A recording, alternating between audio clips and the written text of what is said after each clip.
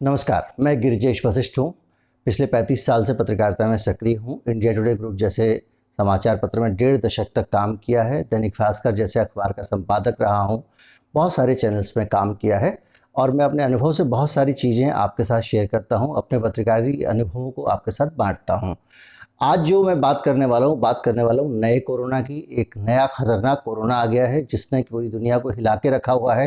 ख़ास तौर पे लंदन में आपने सुना होगा कि वहाँ पर लॉकडाउन हो गया है यूके में, और भारत सरकार ने वहाँ से आने वाली जो उड़ानें हैं उन पर प्रतिबंध लगा दिया है। और अब बड़ा सवाल ये है कि ये जो प्रतिबंध लगाया है क्या ये पर्याप्त है? क्या इतने प्रतिबंध से जो है वो हमारी समस्याएं हल हो जाएंगी? क्या जो देश है उसको कोरोना से, जो नया खतरनाक कोरोना है, उससे बचाने के लिए सरकार जो कर रही है वो क्या पर्याप्त है? तो इन सारी चीज़ों को देखते हुए हम जो है वो आज का शो लेके आए हैं और आपको ये बताना चाहते हैं कि किस तरह से भारत की जो सरकार है वो इस बार फिर से लापरवाही कर रही है। जैसे पिछली बार जब कोरोना आया था तो हमारी सरकार ने जो है तब भी लापरवाही की थी। आपने देखा होगा विपक्ष के नेता राहुल गांधी ने बताया बाकायदा कि किस तरह से जिस दिन वो इंडिया गेट पे एक बड़ा सा इवेंट हो रहा था उसमें प्रधानमंत्री बिहार चुनावों को टारगेट करते हुए लिट्टी चोखा खा रहे थे। उस दौरान भी बड़ी संख्या में जो है पूरी दुनिया में कोरोना फैल रहा था।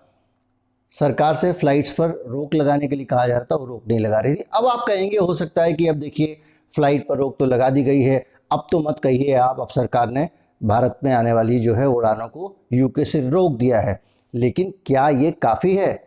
अगर मुझसे आप पूछेंगे तो मैं कहूँगा कि काफ़ी है या ना काफ़ी है इसका फैसला आप करें। लेकिन पहले जो जानकारियाँ मैं आपको दे रहा हूँ उसको आप समझ लें। कुल 67 उड़ानें जो हफ्ते में होती हैं लंदन से भारत की, उनको भारत सरकार ने रोका है। उतनी उड़ानों को रोकने से बीमारी को नहीं रोका जा सकता। आप कहेंगे कैसे? क्योंकि लंदन से अगर भारत और भारत से लंदन जाना बंद हो गया, समस्या खत्म हो गई। भाई वहाँ पे लॉकडाउन लगा हुआ है, पहले ही उन उड़ानों में लोग यहाँ आने वाले नहीं थे। लोगों के जो टियर 4 इलाके हैं लंदन के, उनमें अभी हालत ये है क्रिसमस मनाने के लिए मना कर दिया गया। क्रिसमस में लोग एक दूसरे के घर नहीं जाएंगे, ये वहाँ की सरकार ने कह दिया है। और अब याद दिलाने की ज़रूरत नहीं कि यहाँ पे अगर कुछ ऐसा होता तो बड़ी संख्या में लोग कहते हैं कि साहब हमारे धर्म के साथ ऐसा क्यों होता है, हमारे धर्म के साथ क्यों ऐसा होता है, वैसा होता है, और जो है वो उसका विरोध करते हैं। लेकिन बहरहाल यह मामला वो नहीं है। मामला यहाँ पे एक बीमारी का है जो भारत की तरफ बढ़ सकती है बहुत खतरनाक तरीके से। मैं कुछ तथ्य आपके सामने लाना चाहता हूँ, उनको आप देखें और आपको बताता हूँ कि देखिए सबसे पहले मैंने बताया कि ये 67 उड़ानों पे भारत ने रोक लगाई है। लेकिन भारत ने रोक कब लगाई? जबकि ये खतरा भारत के सिर पे 2-4 बार मंडरा चुका है बहुत अच्छे से। भारत कोई पहला देश नहीं है जिसने की रोक लगाई है। कनाडा पहले रोक लगा चुका है, इसके अलावा साउथ अमेरिका रोक लगा चुका है, अर्जेंटीना ने रोक लगा दी है, चिली जैसे देश ने रोक लगा दी है, कोलंबिया ने रोक लगा दी है, और तो और फ्रांस ने भी रोक लगा दी है। ये देश तो मैं बता रहा हूँ जिन्होंने यूके से उड़ान आने पे रोक लगाई है। इसके अलावा दुर्भाग्य की बात है कि हीथ्रो हवाई अड्डा जो है लंदन का, वहाँ से बाकायदा पूरे यूरोप के लिए फ़्लाइट्स जा रही हैं और यूरोप से लोग आ रहे हैं।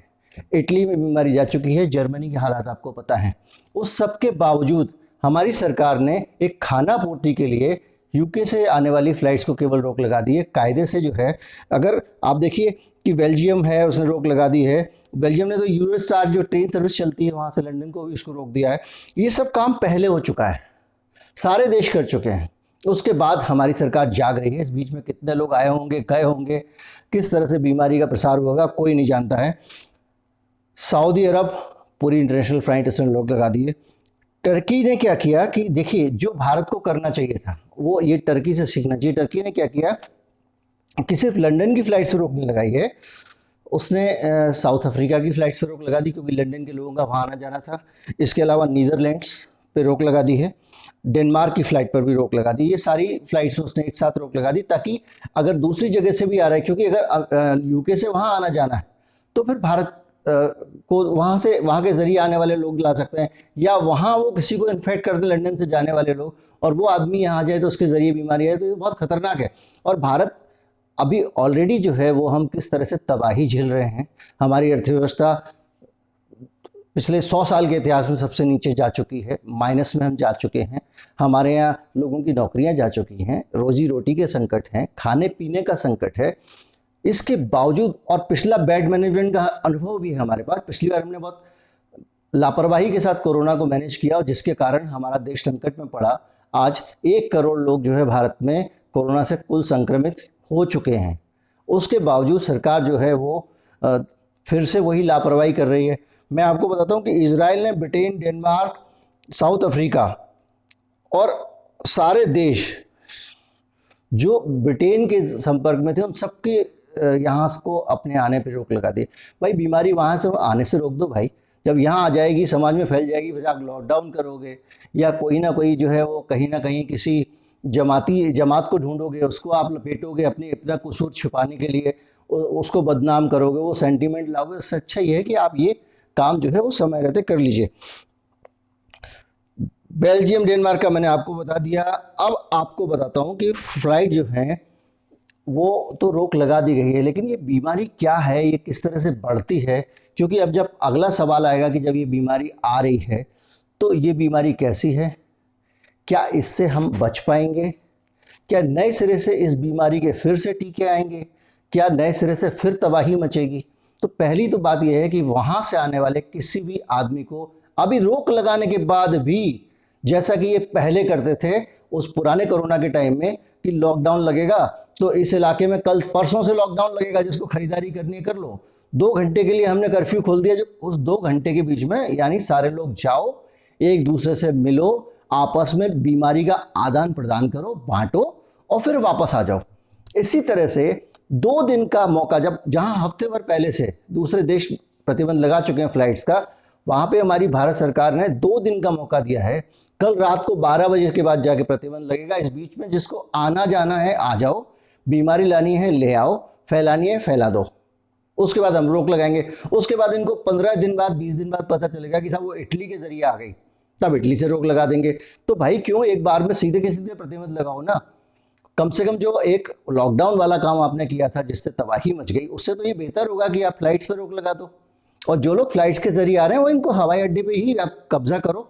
वो एक कौन अभिनेत्री थी जिसने लखनऊ में जाके पार्टियां की थी, वैसी नौबत नहीं आनी चाहिए। और उनको हवाई अड्डे पे पकड़ो, वहीं पे रखो और उसके बाद वहीं से ले जाके अपने पास रखो, क्वारंटाइन करो 15 दिन के लिए, इससे पहले कि वो किसी और को बीमारी फैलाएं। अगर होंगे तो ठीक हो जाएंगे। ये बीमारी बहुत खतरनाक है, मैं आपको बताऊँ 70% ज़्यादा खतरनाक है बीमारी। ये जल्दी से आदमी के सिस्टम पे कब्जा कर लेता है ये वायरस, जो कोरोना वायरस की ये वाली जो स्ट्रेन है नई वाली।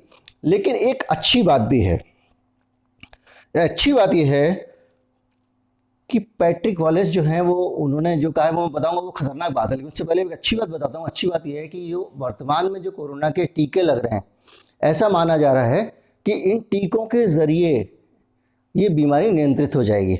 अब बताता हूँ आपकी ब्रिटेन के जो स्वास्थ्य मंत्री हैं उन्होंने ये कहा है, पैट्रिक वॉलेस ने, कि किस तरह से जो भारत है उसके लिए कैसे खतरे की घंटी हो सकती है, वैसे समझना चाहिए उनके इस बयान से। उन्होंने कहा पूरी दुनिया में कई जगह पे ये फैल चुका है, हमको तो जो है वो हमारे यहाँ मिल गया तो हमको पता चल गया, ये वायरस काफ़ी जगह फैल चुका है।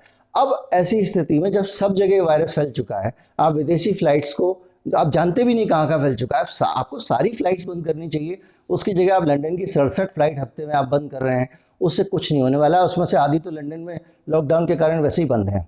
तो ये वो हालात हैं जिसके अंदर भारत सरकार को समझना होगा। ये भी समझना होगा कि जो गुजरात में वो जो ट्रंप साहब के प्रचार के लिए आयोजन हुआ था, अब जो बोरिस जॉनसन आ रहे हैं यूके के जो प्रधानमंत्री हैं, वो 26 जनवरी पे हमारे मेहमान हैं। तो कम से कम हमको ऐसे आयोजन में उस तरह के जब वो आएंगे तो उनके साथ में 100-150 लोग और भी आएंगे, जैसे अमेरिका के साथ के ट्रंप साहब के साथ में आए थे, वो भी बीमारी लेके आ सकते हैं। इसलिए भगवान के लिए इनको हाथ जोड़ लें। साहब अगली 26 जनवरी को आपको बुला लेंगे, अभी आप अपने घर बैठिए, क्योंकि भारत के लोगों को ना तो आप टीके दे पाते हो, ना आप लोगों की जांच कर पाते हो, ना आप लोगों की इकोनॉमी का ध्यान रख पाते हो। कम से कम ये सावधानी बरत लीजिए जो पिछली बार आपने किया था और जिससे जो तबाही हुई है, आप लिट्टी चोखा खा रहे थे और देश में कोरोना फैल रहा था, वो दोबारा ना आए। इसलिए ज़रूरी है कि सरकार ये फॉर्मेलिटी करने के लिए और दिखावे के लिए जो फ्लाइट्स पर रोक लगा रही है, ना लगा के मजबूत कदम उठाए। नमस्कार, जय हिंद। चैनल को सब्सक्राइब कर लें, वीडियो को लाइक कर लें।